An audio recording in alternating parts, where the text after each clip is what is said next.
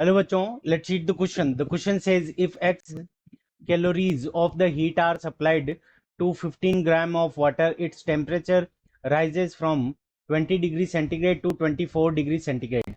If the specific heat of water is 1 calorie per gram per centigrade, then the value of x is option A 30, option B 120, option C 15 and option D 60. ठीक है बच्चों. इस question को करने के लिए हमें क्या बताना है कि कितनी हीट 15 ग्राम ऑफ वाटर को सप्लाई की है. अब यहाँ पे हमें स्पेसिफिक हीट गिवन है, इसका मतलब समझ लो. यानी यहाँ पे स्पेसिफिक हीट गिवन है वाटर की, वो क्या है 1 कैलोरी पर ग्राम पर सेंटीग्रेड. यानी 1 ग्राम टेम्परेचर का centigrade 1 degree centigrade temperature rise करने के लिए हमें कितनी हीट चाहिए, 1 कैलोरी के इक्वल हीट चाहिए. इस क्वेश्चन को करने के लिए हम क्या करेंगे, की कंसेप्ट अप्लाई करेंगे. की कॉन्सेप्ट. अब की कॉन्सेप्ट के अंदर देखो हमें हीट रिक्वायर्ड चाहिए.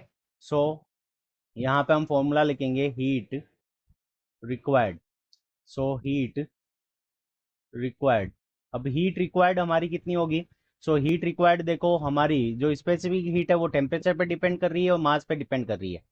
मास मल्टीप्लाइड बाय एस हमारी होगी स्पेसिफिक हीट. और यहाँ पे डेल्टा टी. डेल्टा टी क्या है, यहाँ पे डेल्टा टी हो जाएगा हमारा temperature change.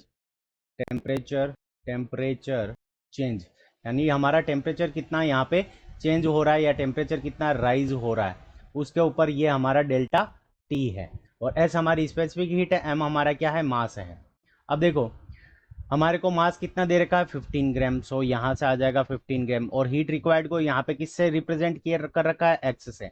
X is equals to 15 multiplied by s की वैल्यू हमें दे रखी है 1 ग्राम पर 1 कैलोरी पर ग्राम पर सेंटीग्रेड. तो यहाँ पे ग्राम के अंदर ही रहेगा मास.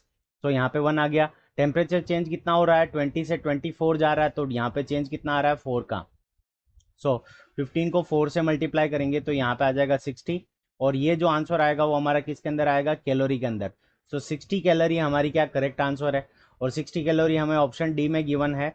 Option D is the correct answer of this question. I hope you understood it well. Best of luck. Thank you.